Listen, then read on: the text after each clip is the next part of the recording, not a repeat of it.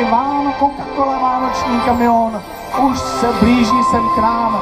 Já jenom poprosím, abyste co nejvíc dbali na svou bezpečnost, nechodili tady za červené označení, červeno-bílé, šli až za ty pásky, aby se nikomu nic špatného nestalo, ještě až za pásku, protože ten kamion, jak sami vidíte, je opravdu velký a bude mít teda, to jsem zvědavý, jak pak a jestli vůbec se sem za námi vejde ten kamion. Myslíte, že ano?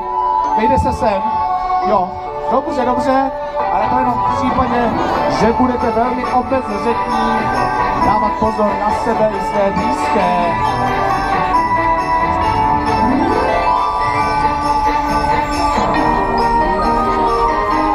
Před kamionem utíkají skřítkové s kouzelným lanem. To lano je kouzelné, protože za něj nikdo nesmí. A doprovází náš kamion až sem k nám.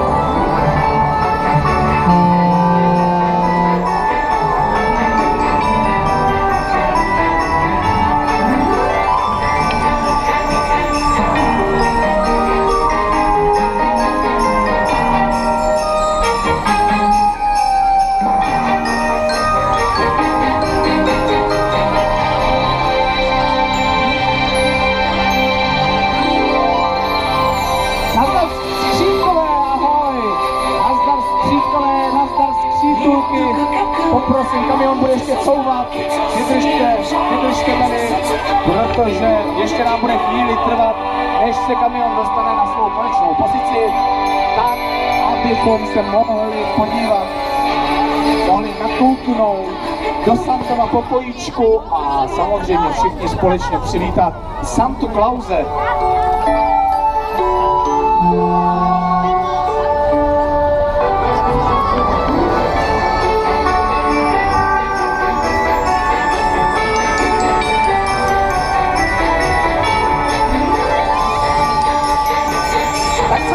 Pozdravíme všichni kamion.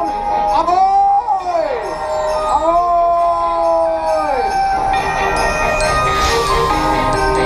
A kamion už je na svém místě.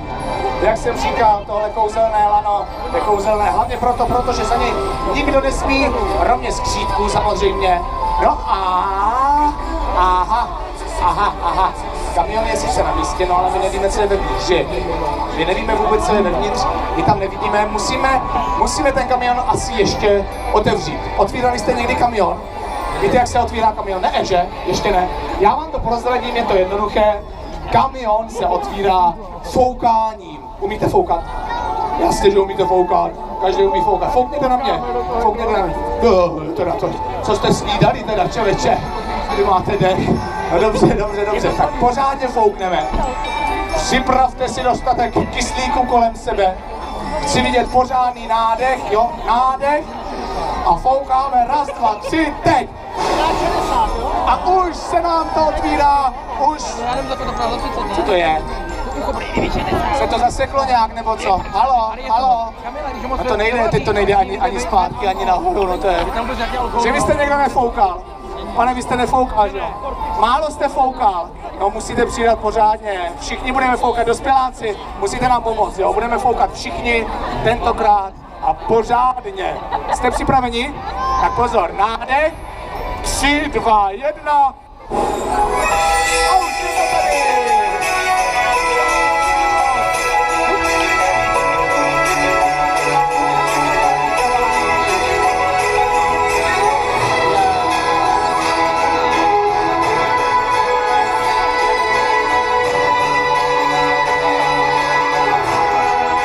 Ten Santa to má tady ale hezký, co? Kamarádi, kamarádky, chystají se nám schůdečky. Máme tady dvoje schůdečky. Po těchto schůdečkách, které vy máte po své levé ruce, tak po těch se bude přicházet za Santou a tady po těch druhých schůdečkách, které máte po své pravé ruce, po těch se bude chodit dolů. Já mám pro vás ještě jednu důležitou informaci a sice tu, že vám můžu slíbit, že dneska se dostane opravdu na každého z vás. Kdokoliv z vás, kdo budete chtít jít sem nahoru za Santou, tak se sem dostanete. Dřív prostě neodjedeme, takže nemusíte se některak tlačit, tlačit to tady na kamion, protože, jak říkám, každý, kdo bude chtít, tak může jít sem za námi, udělat si fotečkou se Santou, říct mu nějaké přání, které má. No a tak Santa už je, no to není Santa tohle, to ani náhodou, že ne? To je nějaký zhluktěl, tohle skřítkové. Co pak honem pryč, to tak sedíte tady Santovi na křeslo. Honem stávej skřítku, stávej teda, ten bezbeda. Tak, máme křeslo skřítulko, běž najít Santu, ne, no honem běž dolů, teď. No tak kamarádi, tady skřítulka tady zdržuje, že má jít pryč, že jo? Jo, běž, tam bude sedět Santa. No to hele, já si myslím, že bude nejlepší, když toho Santu co nejrychleji zavoláme, ať si tady zjedná pořádek. Jste připraveni přivítat Santu Klause? Jo, já vás neslyším. Jste připraveni? Dobře. Je vidět, že připraveni opravdu jste. Uděláme to jednoduše, já vám to odpočítám a všichni zaraz zavoláme Santo. Jste připraveni? Jo? Umíte odpočítávat? Jo? Tak já to jdu odpočítat, jo? 3, 2, 1. No teda, to nic moc, teda vám řeknu. Skřítkové, vy jste slyšeli něco? Neslyšeli, tam letí vzadu. Ale to je komín, skřítku, to není Santa Claus, prosím tě. No, ne, takhle to nepůjde. Musíme ještě jednou, skřítkové, vy musíte taky volat pořádně, jo? Kamarádi, dospěláci, taky pojďte ještě jednou. 3.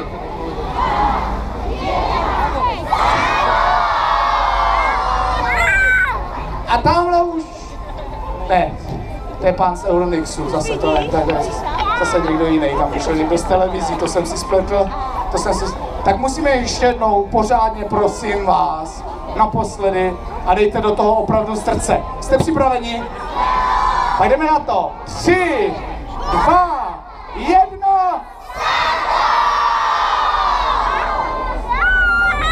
No tak Jan. Santa Claus už je tady, ano, přesně tak, Santo. Všechno si to dej tady do pořádku, zjednej si pořádek, skřítkové hrozně zlobí dneska, hrozně zlobí. Santo, dobrý večer. Dobrý večer, děti. Jaká byla cesta, Santo? Cesta byla dlouhá. Dlouhá, no jo. A co jsi pro nás přivez? Přivezl jsem vám spoustu štěstí, radosti a vánoční nálady. Výborně. Jsi připravený na tolik dětí? Snad to nějak zvládneme. Výborně, Santo, určitě zvládneme. Přece jenom jsou Vánoce, tedy čas radosti, pohody, klidu. No a doufám, že k tomu přispějeme i my, že i vy dnes odsud budete odcházet s dobrým pocitem. A nejenom s tím, budete odcházet i s fotečkou Santy Klause se svým dítětem. Tady u vstupu se podepisuje souhlas, že můžeme vaše děti vyfotit tady u nás na kamionu, že sem můžou vůbec vstoupit. No a fotečku vyvěsíme ještě dnes na Facebooku a ještě dnes si ji můžete stáhnout. No a dělat si s ní, co chcete. Můžete ji sdílet, lajkovat, posílat, no prostě, co uznáte za vhodné. Už tady máme první koledníky, první kamarády, kteří se fotí se Santou. Jak jsem říkal, můžete mu říct i nějaké svoje přání, co byste chtěli najít pod stromečkem. Vánoce se blíží a je potřeba jednat rychle u každého prosení za dárky. Já doufám, že jste snad byli celý rok hodné, nebo aspoň povětšinou hodné a že si své dárky opravdu zasloužíte. Pojď tady, pojď na druhou stranu, pojď sem. A víš co, pojď sem za mnou vůbec. Pojď sem za mnou. Jak se jmenuješ? Dianka Bouchová. Dianko, těší mě, ahoj. Já jsem Skřípek Vašek. Ahoj, Dianko. Co ty si nejvíc přeješ po stromeček? Na tabulu. Jaký dárek? Co nejvíc ze všeho? A nebo co nejmíň, hele, klidně. Jaký dárek bys tam viděla nejraději? Nespomeneš si teďka? Nevadí, to nic, ale nic neděje. A tam se ještě umíš nějakou koledu? Taky ne, jo, tak já tě nebudu trápit. Už tamhle zase za dospělákama, za dospělačkama, za kamarádama. A my tady máme další koledníky, další kamarády. Jak jsem říkal, dnes se opravdu dostane na každého z vás. Neodjedeme dřív, dokud sem nepřijdou za námi, za Santou Clausem všichni, kteří mu chtějí říct své přání, po případě, kteří nám tady chtějí zaspívat nějakou koledu pro Santu Klause, aby měl radost, no a aby, jak jsme se bavili o tom, abyste zvýšili svou pravděpodobnost toho, že ten dárek opravdu dostanete. Pojď sem za mnou, kamaráde. Jak se jmenuješ? Tomášek. Tomášku, těší mě, ahoj, já jsem Vašek. Znáš nějakou pěknou koledu, Tome, nebo pásničku?